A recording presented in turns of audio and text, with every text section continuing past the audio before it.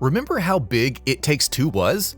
Coming off the success of A Way Out, developer Hazelight Studios was intent on hitting the big time with its sophomore outing, and that's exactly what it did.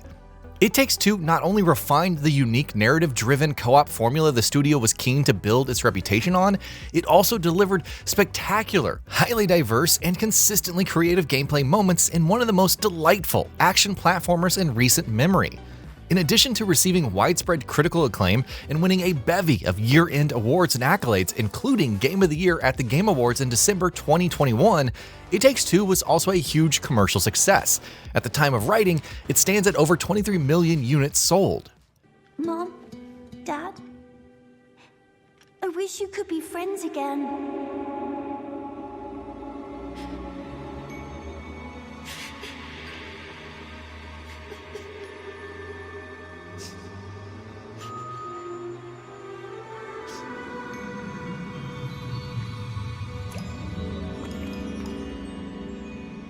Given that context alone, it's not a huge surprise that Split Fiction is taking off the way that it is.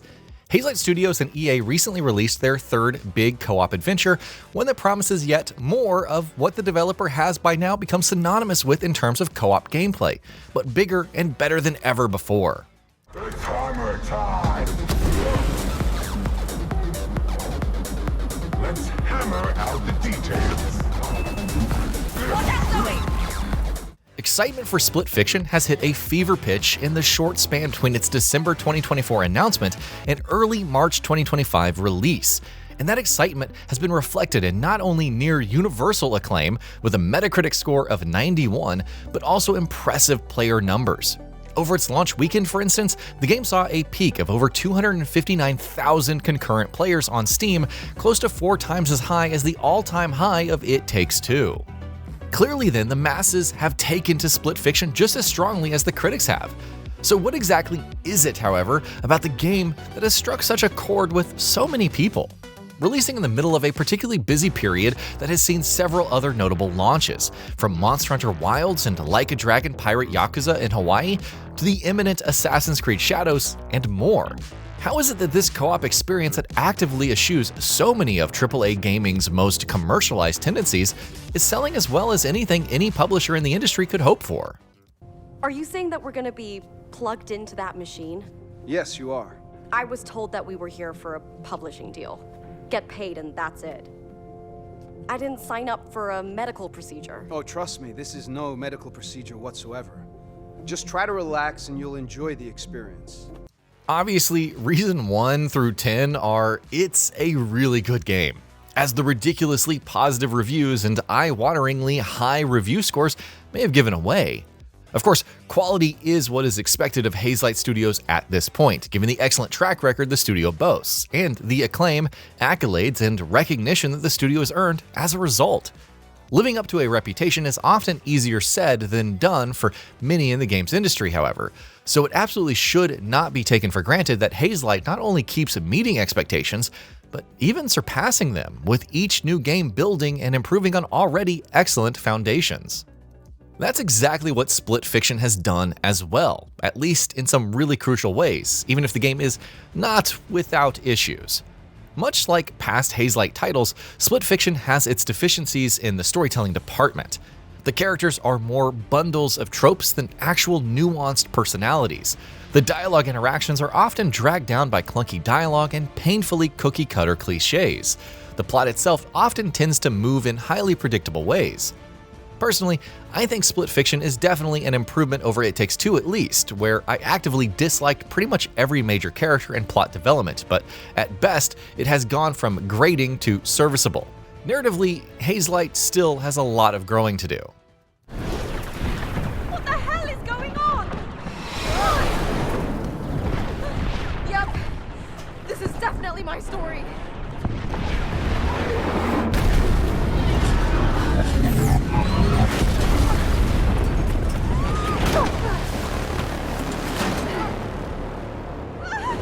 But many have found those issues rather easy to ignore purely on the back of the game's gameplay and design strength, and honestly, it's easy to see why. You'd think that games directed by an ex-film director would be better at storytelling than they would be at game design, but just as it is with It Takes Two, the opposite is true of Split Fiction. Hazelight's newest action platformer is an absolute blast to play, and from the first second to the last, it delivers spectacularly creative and varied gameplay moments.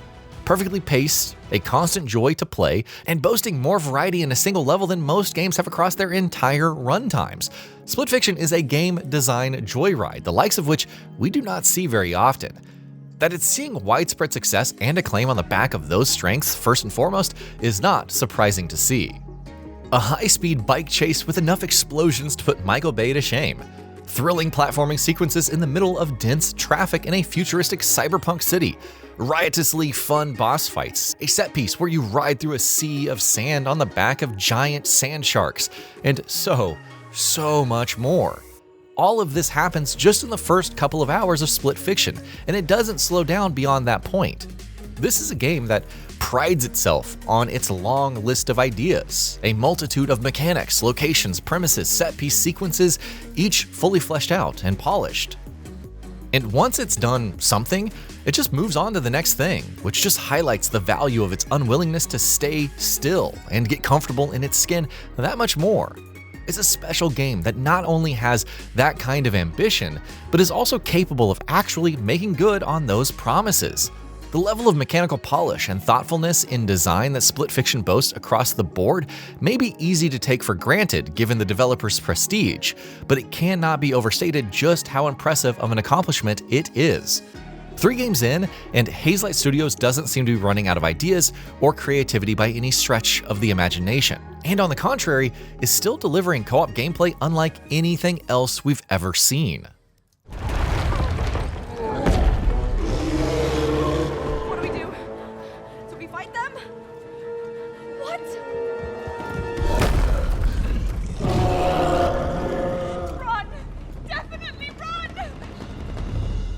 It's also worth highlighting how consumer-friendly Split Fiction is in so many ways, which you wouldn't ordinarily expect from a game being published by Electronic Arts.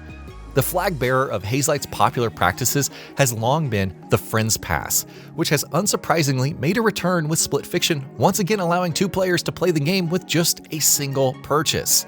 What's more, this time around, the Friends Pass also supports crossplay, which means you can buy a copy on, say, PlayStation, and get a friend on Xbox or Steam to play with you just by sending an invite to your game, as long as you're both signed in with a connected EA account. It works exactly as smoothly and as easily as it should, and that lack of friction is doubtless going to attract plenty of players.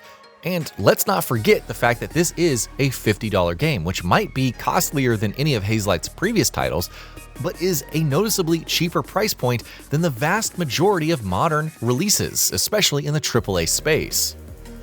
After having impressed the industry at large with progressively improved landmark co-op gameplay experiences in the form of A Way Out and It Takes Two, Hazelight Studios has now delivered what feels like the ultimate realization of its unique brand of co-op with Split Fiction.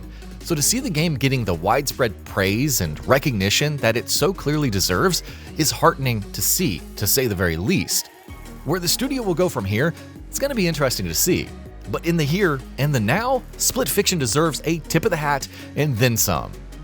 And that'll be about it for this one. If you guys like what we're doing at GamingBolt, please consider subscribing to our channel, and I'll see you guys on the next video.